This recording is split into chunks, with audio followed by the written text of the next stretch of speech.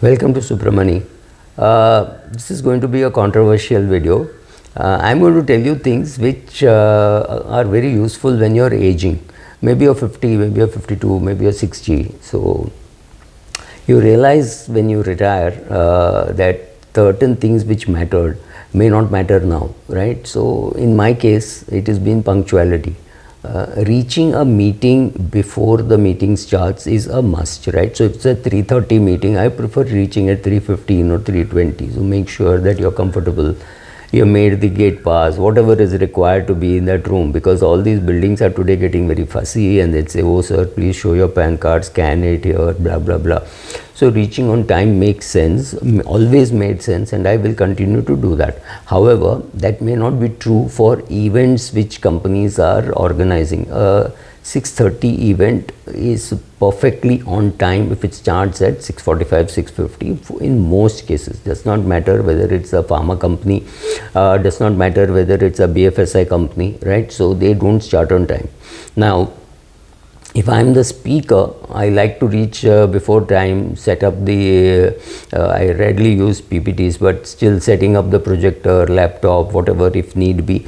And you also get a chance to engage with the people who have already reached on time or who reach before time, right? You get a chance to, if I'm doing a talk in say Trichy, I know people from 200 kilometers also come there, right? So you get a chance, because these people will not reach on time, they will mostly reach before time because they don't want to take a chance. So you get a chance to talk to them. So there it is useful. But if I am going to an event as a participant, I realize that reaching on time makes no sense because they will be starting half an hour late. In fact, it's so bad that now some of the organizers call me and say, sir, we have said 7:30 in the meeting, please come at 8 because we won't start before 8.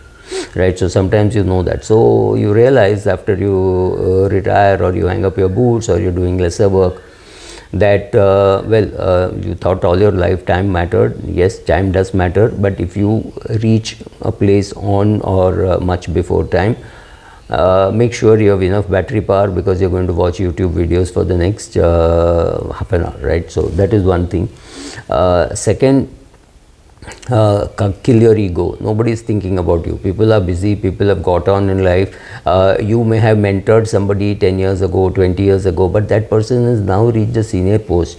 He or she may be busy with their own work, their own life, their kids, their husband, their wife, whatever, right? So for them to be able to find time for you is not going to happen.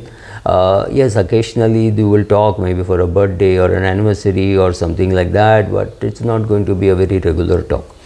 So to think, oh, they are not respecting me, they are not calling me, they have forgotten me. Of course, sure, they have forgotten you. They got other priorities. At that point in time, because of the company where you worked, because of the fact that you knew the bosses, etc., etc., you were contributing to their lives, or at least they thought you were contributing to their lives. So they had a lot of respect for you. They gave you time, etc., etc. Yes, they called you elder brother, called you father, grandfather, whatever, mother, whatever, right? Depending on who you are. That does not mean that the same thing will continue. It does not mean that they need you at all.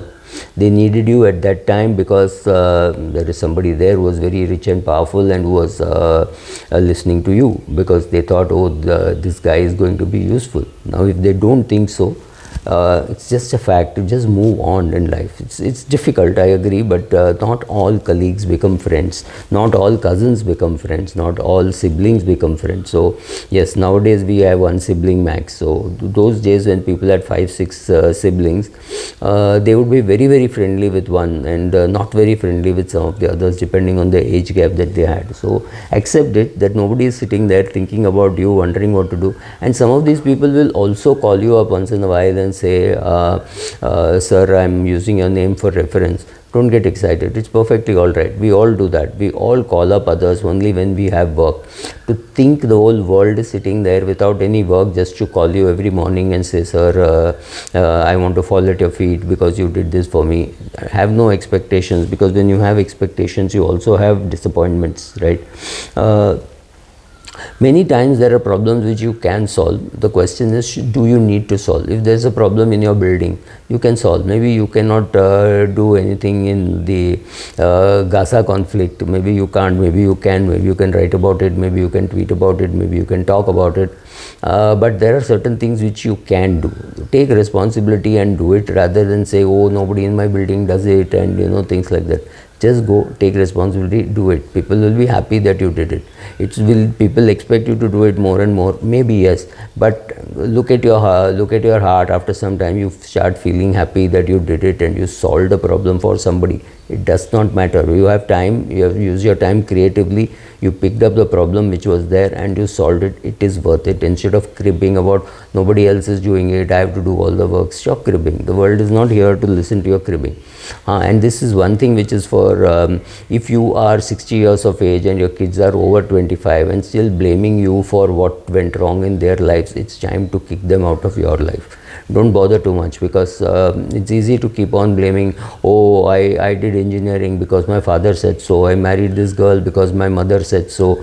We had 2 children because my wife said so. Come on, at some stage you have to take responsibility for what you're doing or what you're not doing. So blaming parents, I think beyond the age of 20 or 25 for whatever has gone wrong in your life is completely wrong. So if your kids are doing it, they deserve a kick. If you are doing it, you deserve a bigger kick, right? You will meet people who are bad, obnoxious and boring or whatever. It is necessary to cut out a lot of negative people from your life.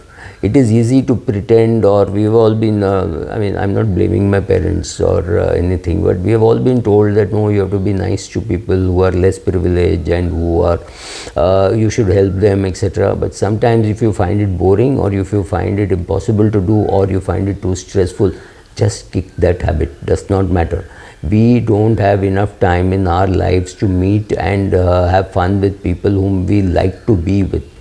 Trying to take time out for people with whom you are not happy being with and with whom you don't want to be with, spending time is not a very great thing to do. Swine is a swine, a swan is a swan, so a swine can't become a swan. So don't waste your time trying to make a swine into a swan. That's an animal, this is a bird, right?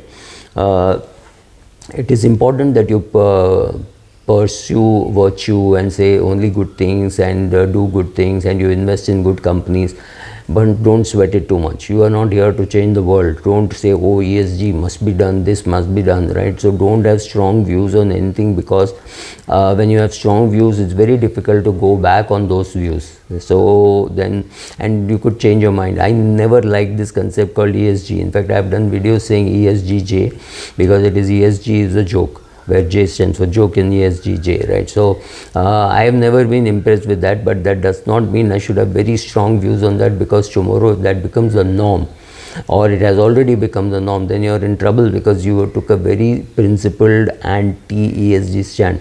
So don't have to take a stand on any of those things, but whatever, practice virtue, but don't sweat it too much. Don't bother about it a little too much, because it's not going to work for you, right? So don't really bother too much about it. And men and women are different. You must have realized it by now at the age of 60. Don't sweat that also, right? There are certain things which your wife will do in a particular way, certain things which husband will do in a particular way, right? So those things don't change. Don't try changing things in your children. They will not listen. They will leave the house and go. Be ready for all such things. Once you're ready for all these things, then retirement becomes a little easier and better. I have many points, but I think 8-9 points is good enough. Thank you.